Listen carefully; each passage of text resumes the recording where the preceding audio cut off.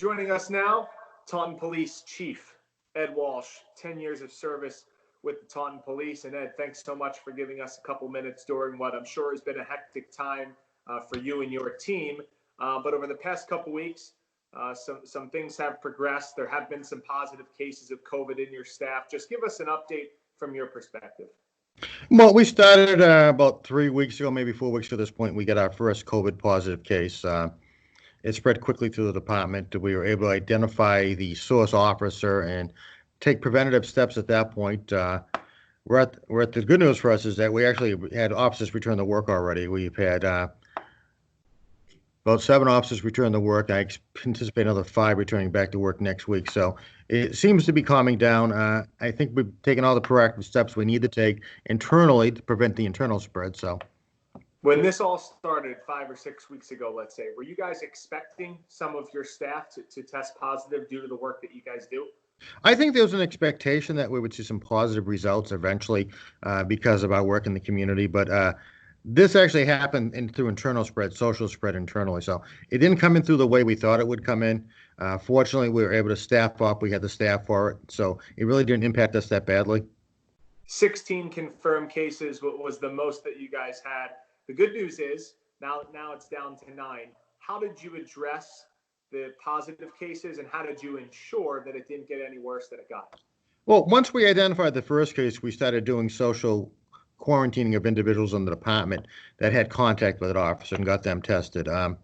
As more cases started developing, we put other steps in place. We basically shut the building down, required everybody to wear masks in the department, made arrangements to have testing done of all officers. I mean, one of the biggest issues we had was you had people who were asymptomatic, that they didn't know that they had it and they were bringing it into the station. I had one officer who went out and ran 3.5 miles with no symptoms and didn't realize that he was actually infected until he got the test results back. Sure. When you're going through this process, we had talked a little bit off camera about your specific rules to your department being stricter before people could come back and return to work. Maybe stricter than the CDC. What were those rules that you and your team put in place for your employees? Well, first of all, I want a doctor's note saying that they're virus-free. I mean, one of our concerns is bringing someone back prematurely because they're healthy or they feel good. I've had a few individuals who've had this who relapsed.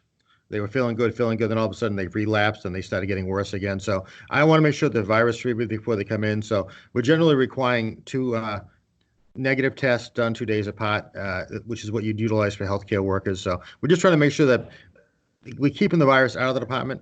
So one of the ways we're doing that is to make sure that any officer who has tested positively is cleared to come back medically. Was your staff negatively impacted by having 16 people, being tested positive for coronavirus? There was a mild impact to it, but fortunately we had enough personnel in place that we had the ability to move people if we needed to. We took some assignments and reshifted a couple of assignments to cover, but it wasn't that serious of an issue. We looked at it.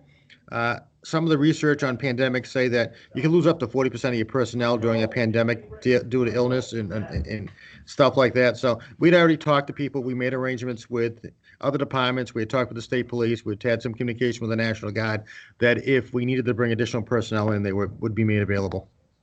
What were some of those trickle-down effects during that time, and how have you, gotten better because of it?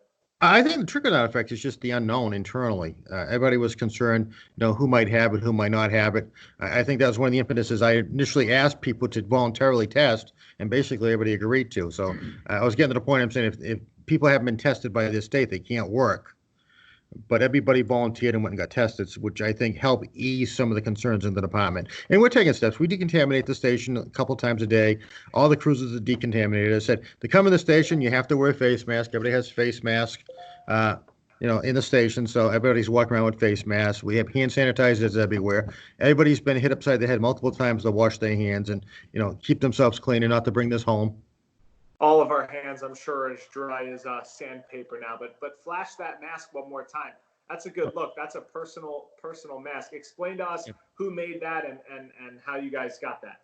Well, this one here is my life partner made. I happen to have a small town police patch, and she put it together for me. But we've had many people in the department, spouses, family members make masks. So everybody here has different masks that they're wearing. So, I mean, these are really not masks. They're actually technically face coverings, technically, to prevent someone who may have it from spreading it. I mean, It's not going to prevent you from getting the coronavirus, but it'll help prevent you from giving it to someone else. And that's one of our internal concerns is, we still have officers out there going to calls and working, so there's a potential they can be exposed to the community.